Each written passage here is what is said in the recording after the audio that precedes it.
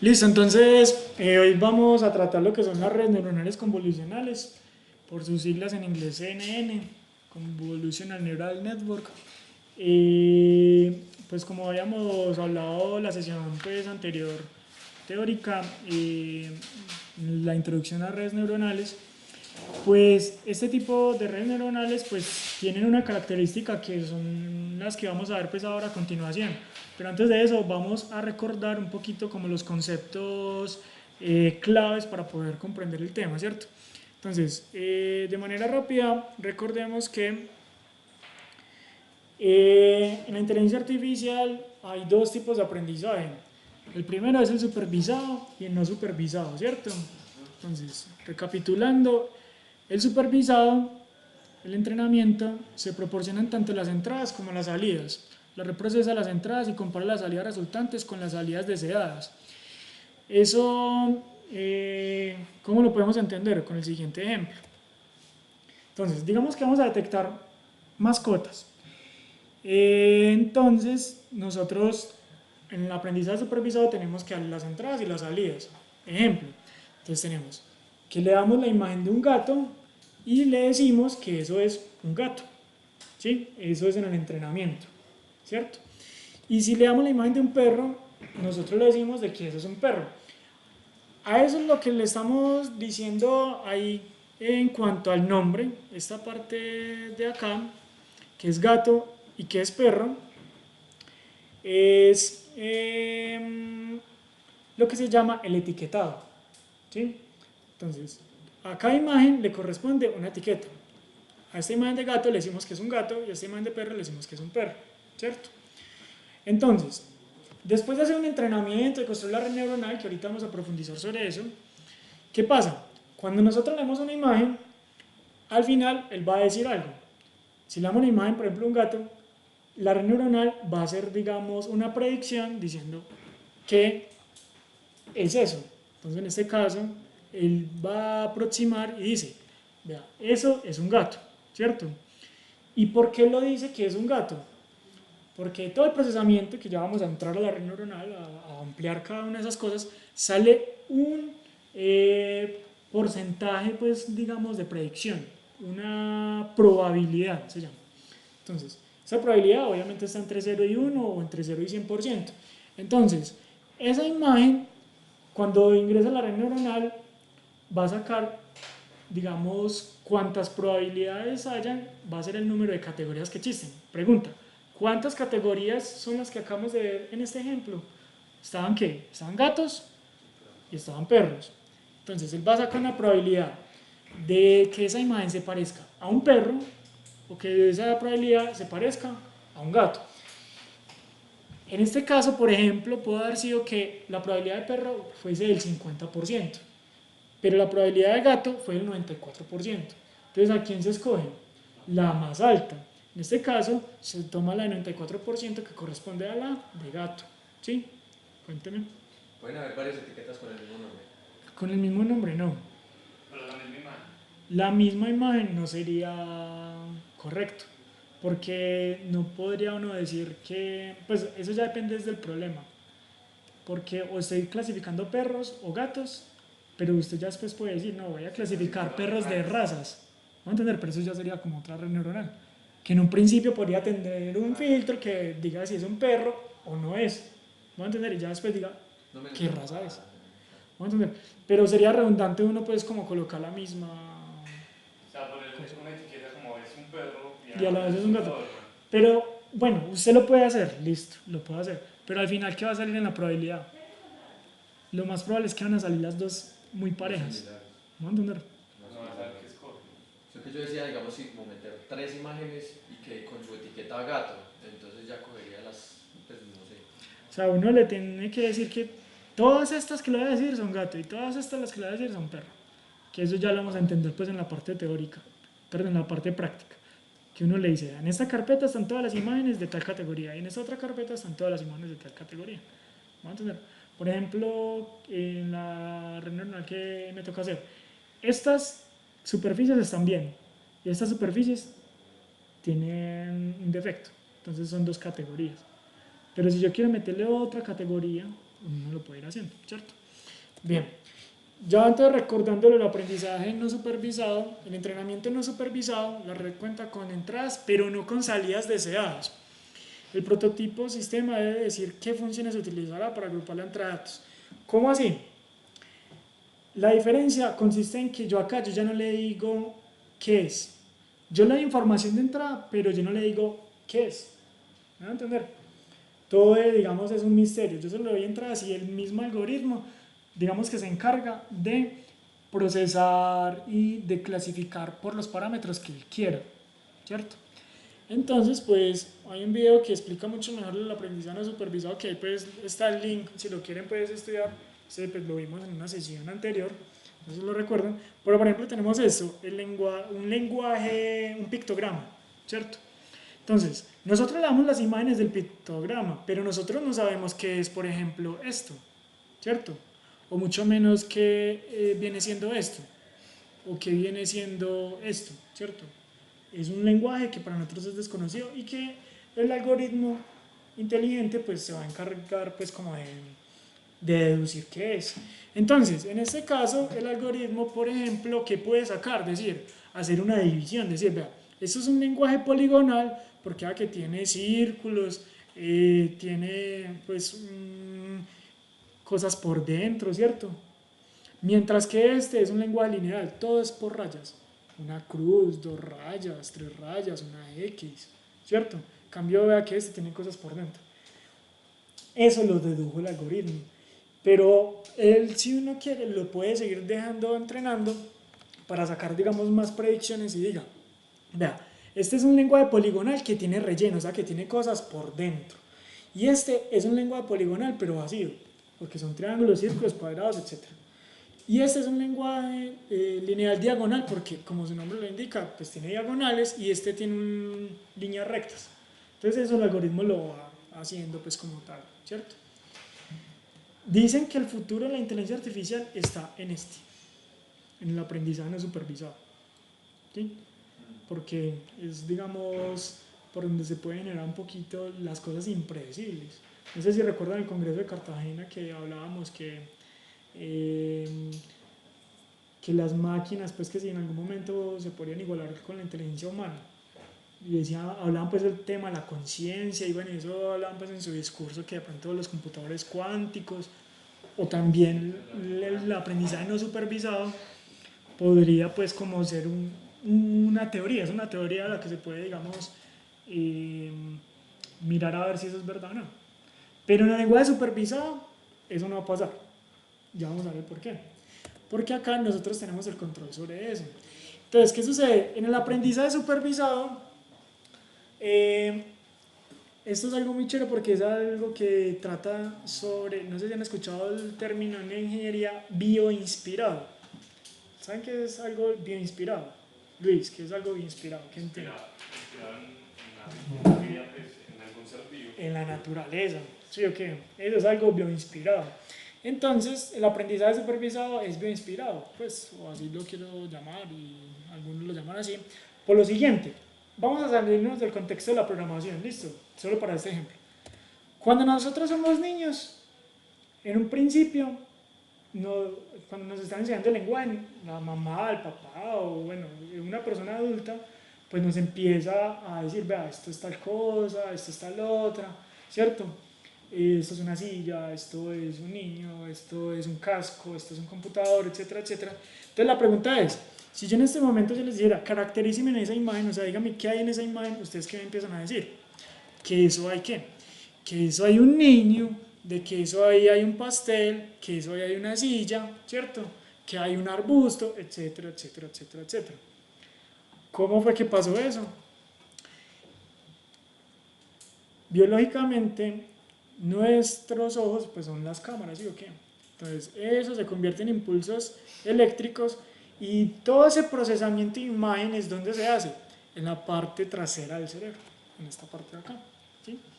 Entonces, allí es donde se procesa todos esos impulsos nerviosos y entonces nosotros desarrollamos algo que es súper interesante y es la caracterización de las imágenes, que ahorita vamos a dar un ejemplo muy interesante sobre eso.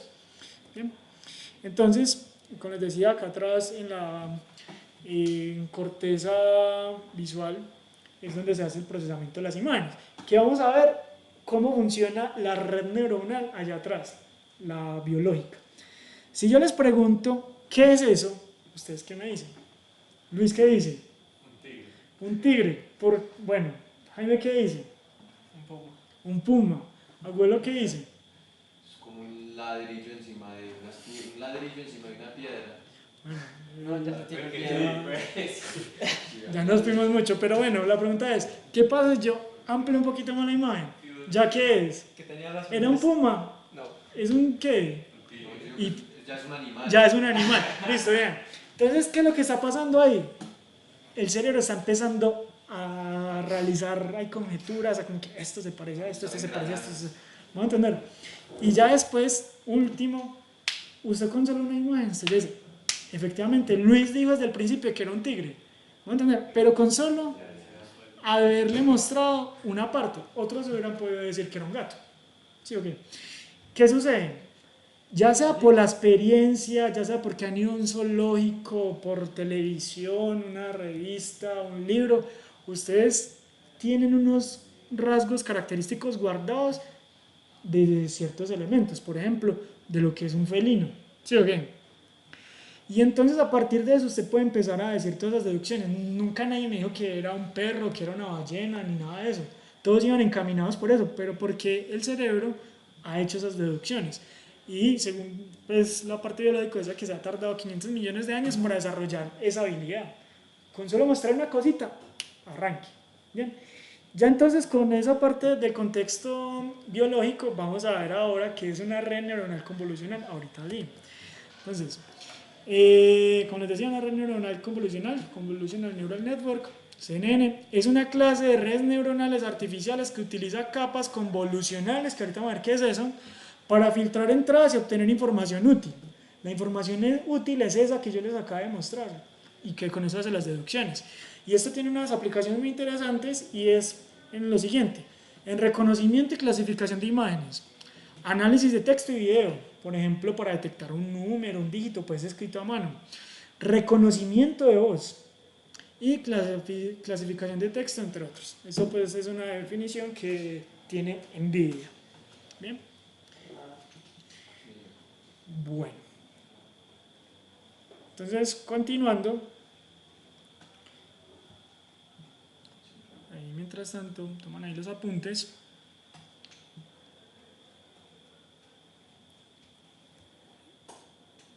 Vamos a ver entonces lo siguiente.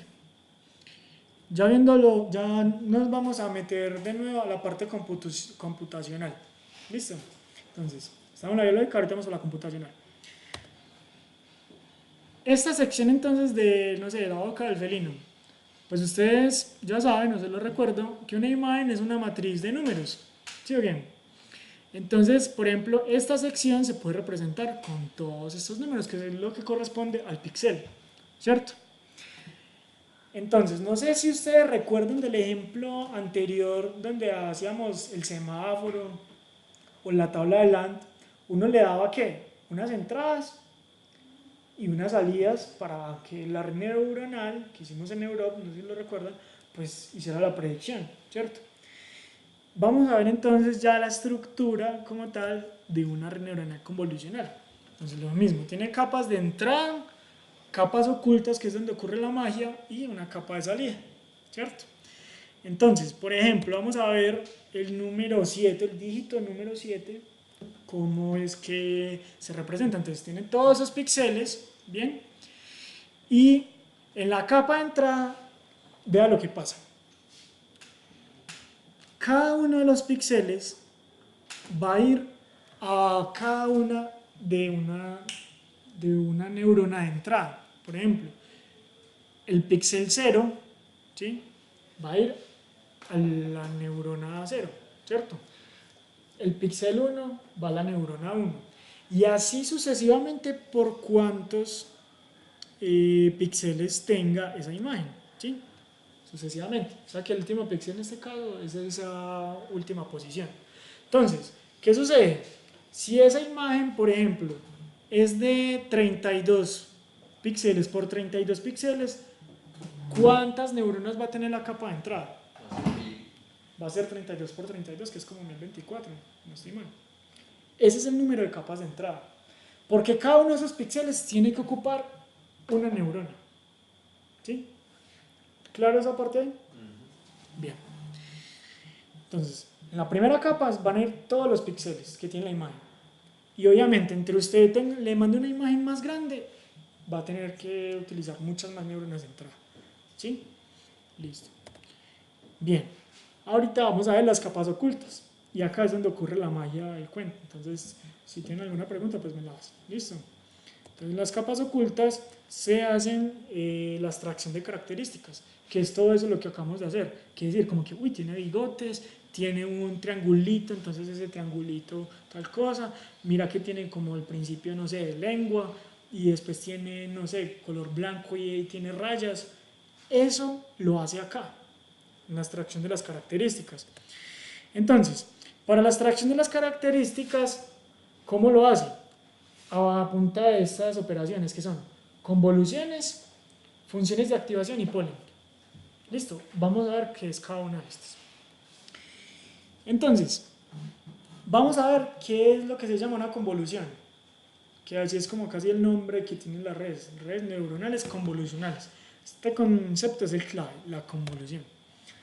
La convolución, pues si quieren ampliar más, ahí les dejo el enlace. Eso es de Google Developers. Ahí pues se explica bien la teoría, pero yo se las voy a simplificar acá un poquito. Y es lo siguiente.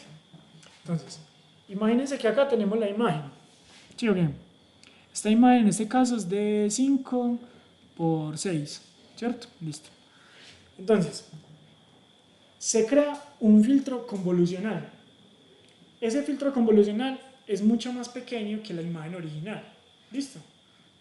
Si la imagen acá es de 5 por 6, si el filtro, por ejemplo, acá es de 3 por 3. ¿Sí? ¿Qué es lo que hace ese filtro? Va a realzar características. Y ya lo vamos a ver cómo. Entonces este filtro en un principio es de 3 por 3 y está pues compuesto por un 1, 0, 0, 1, 1, 0, 0, 0, 1. Eso va a sacar una característica. Por ejemplo, saca la característica de borde. ¿Sí? ¿De qué? Del borde, digamos, de la textura, por ejemplo. Pero digamos la característica, digamos ese filtro se lo aplica, depende del algoritmo que tenga la red convolucional, uno lo puede parametrizar. Uno lo puede parametrizar. Uno puede decir, aplíqueme tal filtro. O sea, yo necesito ver los bordes, o algo así. No tanto eso, sino que uno por ensayo de error uno dice, vea, este filtro me realza muy bien los bordes, pero este otro filtro me realza muy bien la textura, o este filtro me realza tal color, por ejemplo.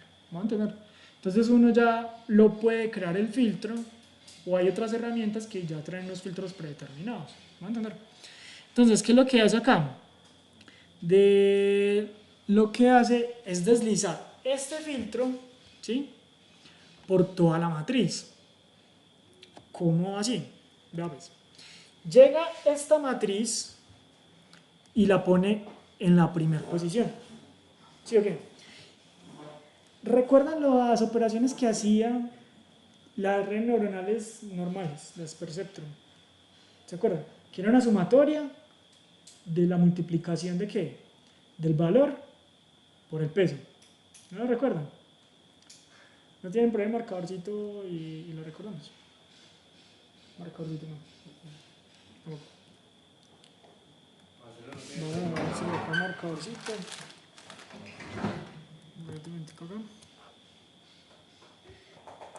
Bueno, entonces recordemos lo siguiente. Por ejemplo, en la red neuronal de la AN, ¿cierto?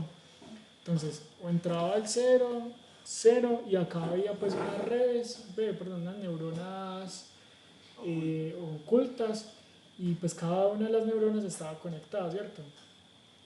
Entonces, ¿qué pasaba? ¿Qué datos llegaba acá? Era la sumatoria, ¿cierto? ¿De qué? En este caso vamos a llamar x1, x2. Entonces acá entran unos pesos, ¿cierto?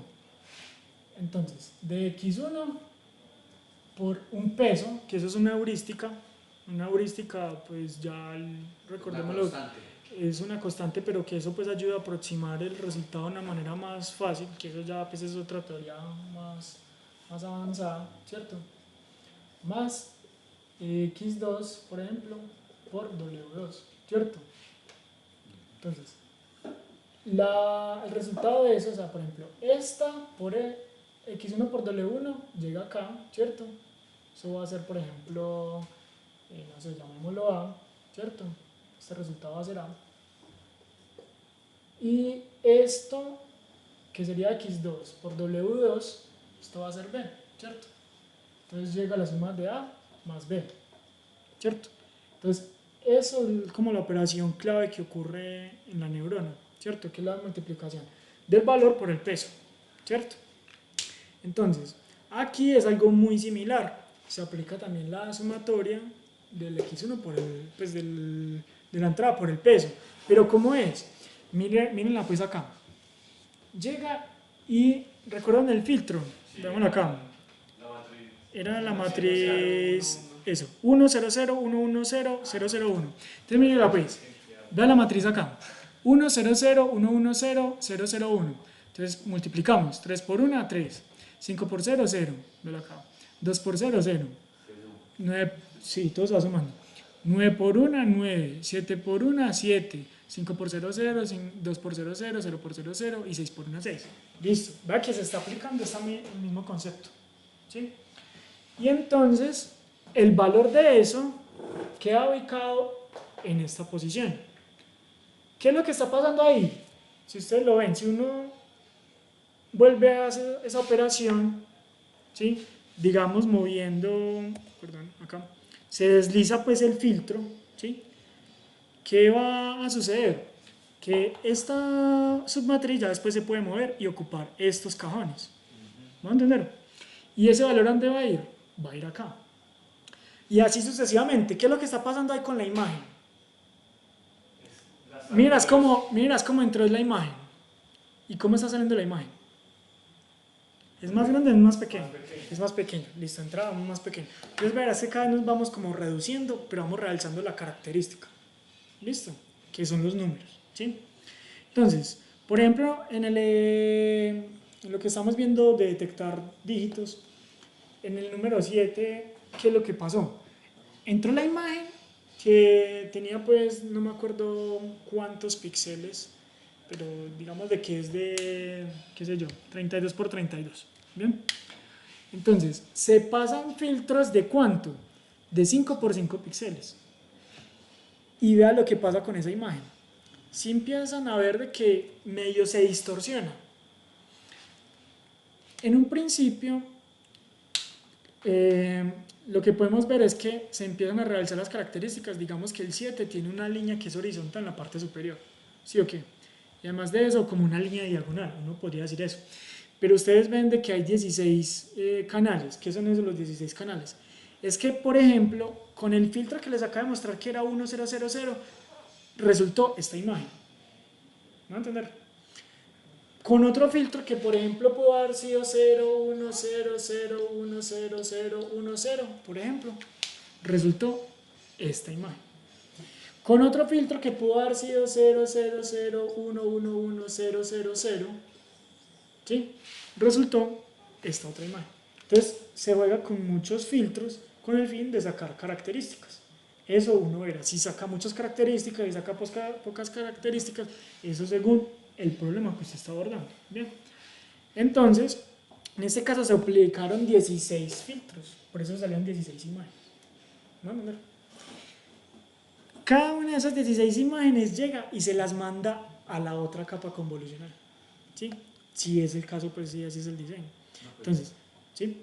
El filtro, digamos, acá estamos utilizando 0 y 1. O sea, digamos que el filtro tiene, o sea, podríamos decir que estamos utilizando dos parámetros para ese filtro. Si yo quiero más parámetros, lo pueden meter. 2, 1, 2, 0, 1, 2. Sí. O con 3 o con 4. Con los valores que usted quiera. Usted, mucha, digamos, de la diversidad que se puede alcanzar con las redes neuronales es con la diversidad de filtros. Si usted encontró que un filtro es bueno para sacar bordes, utilícenlo. Si usted sabe que le sirve para sacar características a blanco y negro, utilícenlo. ¿Me van a entender? Entonces es de uno ya experimentar. ¿Sí? Eso ya queda ahí abierto.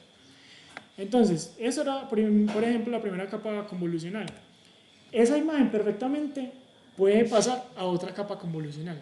Entonces, en un principio estaba en esta, ¿cierto? Y de esas 16, perdón, se le aplica otro filtro de 5x5. A cada uno. A cada una, pero a esas subimágenes, ¿se acuerdan que se redujeron? Sobre esas subimágenes se puede volver a aplicar otro filtro para seguir sacando más características. Entonces, por ejemplo, acá verás de que ya se empiezan a ver características muy elegantes. Por ejemplo, lo que yo les decía, que el 7 tiene una barra superior. Mira, es que eso está realzando demasiado. ¿Van a entender? Y la diagonal también realza acá. Mira, la verás aquí. ¿Sí la ven? Entonces uno ya con eso, ya mira, es que está pudiendo sacar como inferencias. Como que, oye, si tiene una raya arriba y también tiene diagonal, eso lo más parecido es un 7. Pero también se puede parecer a ¿qué? A un 5, que también tiene una raya arriba. ¿Van a entender? Pero se parece a un 2. No, porque no tiene, el 2 no tiene una raya arriba. ¿Van a entender? Listo. Entonces, otra vez se vuelve a deslizar el filtro y toda la cosa, ¿cierto? Entonces, de eso se generaron unas subimágenes. ¿Sí? O sea, se vuelve a deslizar el filtro para cada una de esas imágenes más chiquiticas. Porque está... Me saltean un montón de imágenes. O sea, por sí. cada imagen, como estamos aplicando 16 filtros, 10 por cada 16, otros 16. Sí, porque esta imagen, por ejemplo, ya pasa a ser así más pequeñita. ¿Vamos a entender? Digamos que la imagen fue de 32 por 32. Ah, pero el filtro que se aplica sería más pequeño ya en esa segunda capa. Sí. Porque sí. si no, no haría nada, ¿cierto? Okay. Pues uno ya entra a mirar. Puede que le funcione, puede que no. ¿No entender? Y hay una fórmula para saber cuántas imágenes le salen. ¿No entender? O sea, si uno tiene una imagen de 32 por 32. ¿Máximo le puede aplicar tantos filtros? Okay. No. El filtro más grande que le puede aplicar a una imagen de 32 por 32 ¿de cuánto? De 32 por 32. Y si aplica un filtro de 16 por 16, ¿cuántas imágenes le van a salir? Hay una fórmula para calcular eso. ¿No entender? Porque eso depende de usted cuánto se mueve por cada deslizamiento. Usted se puede deslizar un píxel, porque puede, mejor dicho, puede hacer un movimiento así. ¿Sí lo ven? O puede hacer un movimiento así. Es que en realidad podría ser, o sea, sería más efectivo. Eso depende de los deslizamientos. Entre más pequeño sea el filtro, sería como mucho más exacta el... Eso es lo que no se sabe, eso es lo que uno puede entrar a mirar, todos esos parámetros uno entra como que, mirámosle este filtro, pongámosle este, quitémoslo acá, pongámoslo más grande, pongámoslo más chiquito, y eso le empieza usted a afinar mejor la red neuronal. ¿Me entender? Entonces, siguiendo con, recuerden de las funciones de activación. Entonces, acá, volviendo a este ejemplo, este valor A más B, por ejemplo, resultó que era C, ¿cierto? Por ejemplo, es para recordar las funciones de activación. Digamos de que C pudo haber sido 0 o pudo haber sido 1.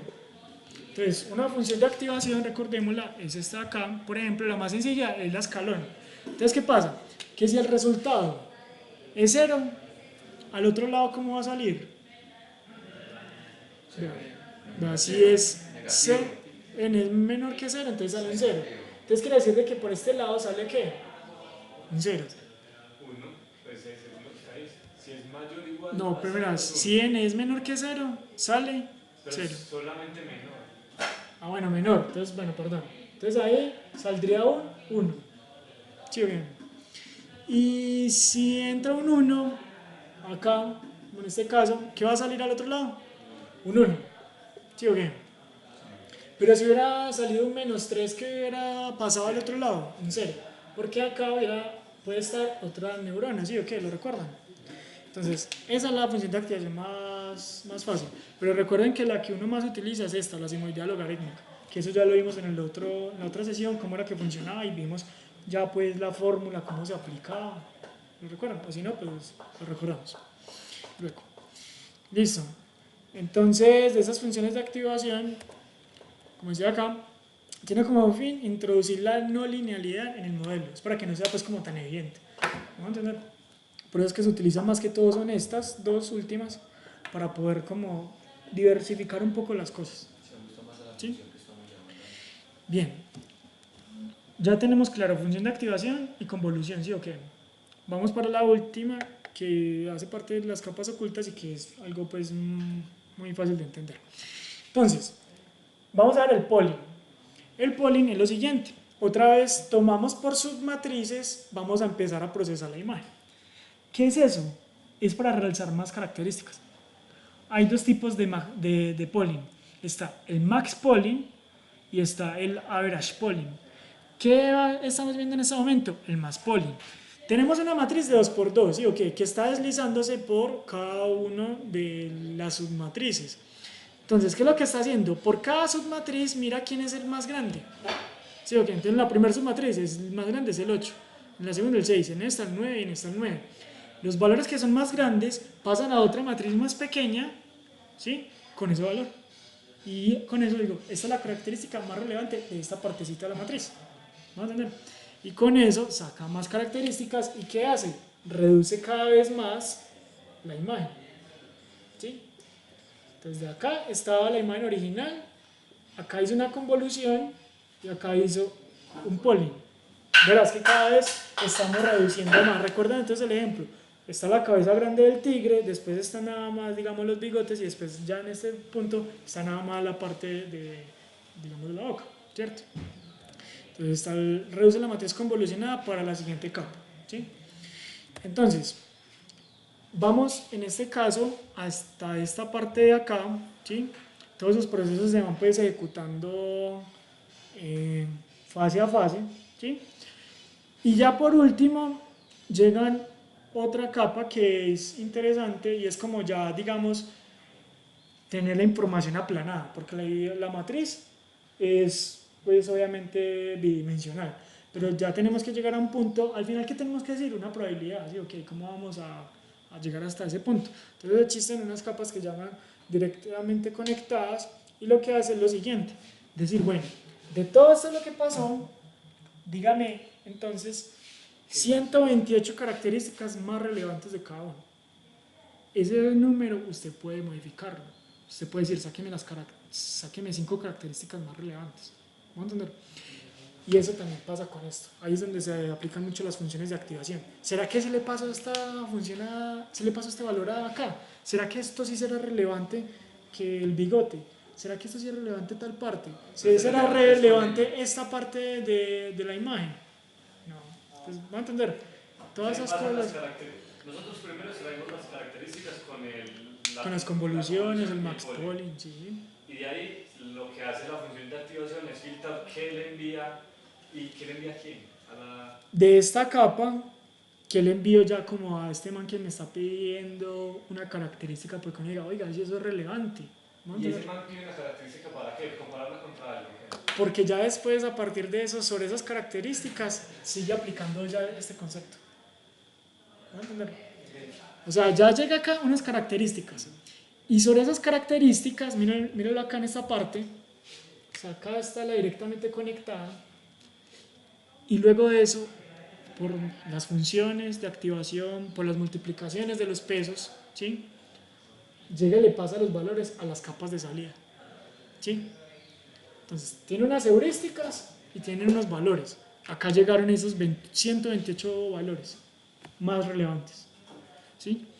Y se lo pasa a la capa de salida con las multiplicaciones de los pesos y esos valores y las funciones de activación correspondientes. ¿Sí? Pero la capa de salida tuvo que haber estado llena por un entrenamiento. No, la capa de salida, no, ya vamos a ver eso. La capa de salida entonces ya recibe estos valores. En este caso, el 7. Entonces, que de todo lo que acaba de pasar, dice, tiene una probabilidad del 0% de ser 0. ¿Sí o qué? Tiene una probabilidad del 0% de ser un 1. Tiene una probabilidad del 10% de ser un 2. Tiene una probabilidad, etcétera, etcétera, etcétera, hasta que, por ejemplo, acá tiene una probabilidad del 80% de ser 7. Entonces, ¿qué es lo que se hace ahí? Se toma la probabilidad más grande. Entonces, en este caso dice, uy, esta tiene el 80% de ser 7. Pero eso es lo que yo no entiendo. Digamos, él, ¿cómo sabe que tiene probabilidad 0? O sea, tiene estas características, tiene probabilidad 0 de ser 0. ¿Por qué? Porque, si digamos, yo nunca le he dicho que es un 0. O si yo nunca he no, él en un principio arranca así. Sí, no, pero bien la pregunta. Él en un principio, por todas las operaciones matemáticas, saca un valor. Pero hemos hablado del aprendizaje supervisado, que uno le dice la etiqueta, ¿cierto?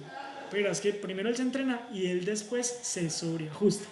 ¿Vamos a entender? Él dice, uy, vea, ¿usted pensó que era un 0? Sí. Entonces yo lo premio y le digo, sí, eso es un 0.